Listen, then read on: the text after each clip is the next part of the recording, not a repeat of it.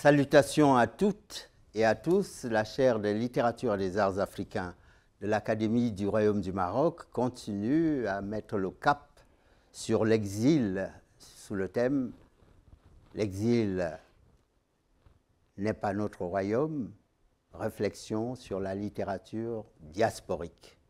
Et aujourd'hui, nous recevons un Italien africain et il nous dira lui-même comment il est entré en littérature à travers un ouvrage autobiographique publié en 1990 dans une maison d'édition italienne et qui avait pour titre « Moi, vendeur d'éléphants ». Et celui que nous recevons aujourd'hui, c'est Pape Kouma. Merci d'avoir accepté l'invitation de l'Académie du Royaume du Maroc. Vous avez écrit « Moi, vendeur d'éléphants », un long seller, c'est-à-dire un ouvrage qui, publié depuis 1990, a maintenu le même succès sur la durée. Et vous nous racontez aussi, dans d'autres ouvrages, j'en ai un ici qui parle de la Méditerranée, qui est une mer tragique, où on parle souvent de ceux qui sont, comme le disait Jules Verne, à 1000 lieues sous la mer. Vous évoquez ceux qui sortent de la mer, donc ces âmes que vous ressuscitez en quelque sorte des eaux. Et vous avez aussi publié un livre en italien, j'insiste, et c'est une particularité qui est la vôtre, de faire entrer la langue italienne par des corps noirs dans la bibliothèque des écrits. Et dans ce livre, vous vous présentez naturellement comme italien et noir. Je ne dirais pas mais noir, italien et noir. Et tout ceci a un sens, et le sens que vous donnez à vos livres, c'est une résurrection, c'est une revisitation, c'est aussi un axe qui est important et central dans vos écrits, celui d'un migrant, celui d'un Italien qui vient d'ailleurs, qui vient d'Afrique. Alors, comment présentez-vous vous-même l'axe central de vos travaux? Tout d'abord, merci professeur Obed Ebodé. Et je remercie l'Académie du Royaume du Maroc pour cette invitation. Je remercie son secrétaire perpétuel, parce que ce n'est pas la première fois que je suis là. J'ai déjà été invité une autre fois, donc il y a un an et demi, un autre colloque.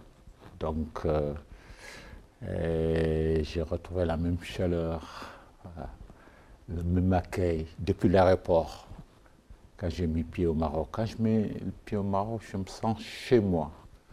Voilà. À Rabat. À Rabat surtout, je me sens chez moi, je me sens tranquille, apaisé. Donc merci. Et alors pour tout cela, quand je suis là, c'est comme l'exilé qui rentre à la maison. Soyez le bienvenu. Merci. À la maison. Et donc, l'axe central de vos écrits, quel est-il? Alors, moi, j'ai commencé à écrire pour donner la parole aux immigrés, et surtout aux immigrés africains, pour faire entendre la voix des Africains qui vivaient en Italie au début des années 80. Parce que nous, Africains, des années 80 en Italie, nous sommes la première génération. C'est une autre histoire. Si on parle d'immigrés en France, en Angleterre, on peut remonter jusqu'au XVIIIe siècle, peut-être beaucoup plus loin. En Italie, c'est vers la fin du siècle dernier, vers les années 80, que les immigrés ont commencé à arriver en masse. Il y avait quelques-uns, mais ils n'avaient pas de voix. Et moi, je devais d'abord apprendre l'italien, surtout pour comprendre ce qui se disait, ce qu'ils disaient, les journalistes, les écrivains, ce qu'ils disaient. Alors, les journalistes, ce qu'ils disaient ne correspondait pas forcément à la réalité que vous viviez. Et du coup, vous-même, vous êtes devenu journaliste. Oui, bien sûr, c'est ce qui m'a poussé. Moi, je n'avais pas l'intention, je n'étais pas là-bas pour devenir écrivain ou journaliste. Mais j'ai vu que personne, à l'époque, il n'y avait personne, il n'y avait pas d'Africains qui parlaient au nom des Africains en Italie. Parce qu'il y avait le problème de la langue. On devait apprendre d'abord la langue On devait d'abord trouver un boulot, on devait d'abord penser à vivre avant de penser à penser. Voilà, donc moi je dis non, même si je meurs de faim, je vais apprendre à penser. Parce que les journalistes, ils parlaient, il y avait de mauvaises intentions, mais il y avait aussi de très bonnes intentions. Ça, il faut le dire. Mais c'est les autres qui parlaient de nous. Alors, justement, à propos des autres qui parlent de vous, si vous leur avez dit quels étaient le lieu d'où vous veniez, sûrement, cette Afrique, alors quelles sont, par exemple, les forces que vous avez retenues de cette Afrique et que vous présentiez à d'autres qui les ignoraient? Alors, moi, mon intention, ce n'était pas de dire aux autres, taisez-vous, laissez-nous parler. Non, moi, je laissais parler, mais j'ajoutais ma voix. Moi, j'ajoutais ma voix et mon regard sur mon continent. Le regard que moi, j'avais sur mon continent. Et qu'aviez-vous donc à leur dire un élément qui pouvait leur faire toucher du doigt ce continent qu'ils ignoraient par ailleurs? Voilà. C'était quoi, par exemple? C'était pour dire, nous sommes. Et on est là aussi pour le dialogue. Parce que ceux de ma génération, ceux qui ont grandi sous Senghor, sous Houphouët-Boigny et d'autres de cette génération, on a entendu parler de la parole dialogue. Voilà. On me disait, le Sénégal, c'est le pays du dialogue. Mais ce n'était pas seulement le Sénégal. Non? Donc moi, je proposais de dialoguer. Donc c'est une forme d'oralité africaine que vous avez posée aussi comme une pièce maîtresse autour de laquelle les discussions pouvaient s'organiser. Ça, je le comprends. S'il y avait pour vous, Pape Kouma, un symbole ou, disons, un arbre que vous pourriez convoquer, voire un aliment, un mets à proposer, quel serait ce symbole pour vous? Le baobab. Parce que le baobab, c'est cet arbre. Massif? Massif, cet arbre. Puissant? Entouré de mystères, de préjugés et de mystères. C'est un arbre qui inculque la sagesse aux plus grands, la peur aux enfants, mais c'est aussi un arbre dont nous consommons ses fruits, ses feuilles.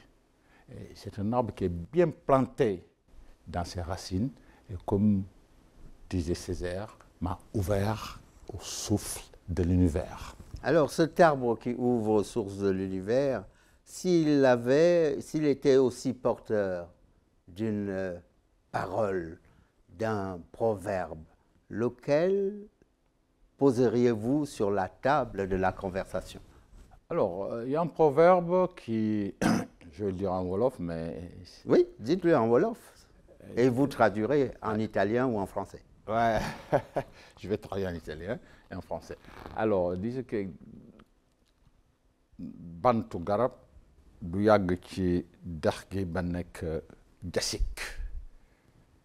Un tronco d'albero non diventerà mai coccodrillo, anche se nel fiume da tanto.